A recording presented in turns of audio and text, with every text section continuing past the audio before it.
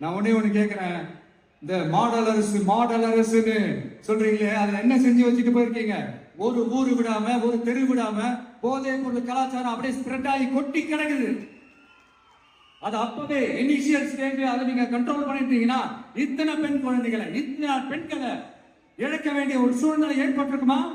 எல்லாத்தையும் பண்ணிட்டு படிக்க தூக்கி ஏன் போட்டாங்க? நீங்க என்ன படி நம்ம மேல போட்டாலும் மக்கள் நிம்மதியா வாழக்கூடிய அந்த செயலை கண்டிப்பா இந்த விஜய் செஞ்சுதான் காட்டுவான்.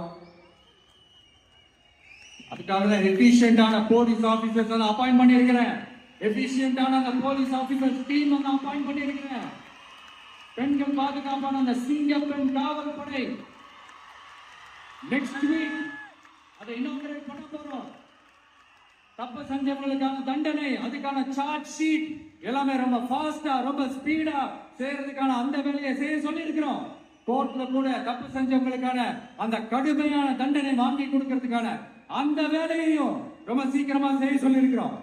அதனால நீ என்ன பழி நம்ம மேல போட்டாலும் உண்மையா உறுதியா மக்களுக்கு தேவையான எல்லா விஷயங்களையும் இந்த வேலையை செஞ்சு தான் காட்டுவோம்.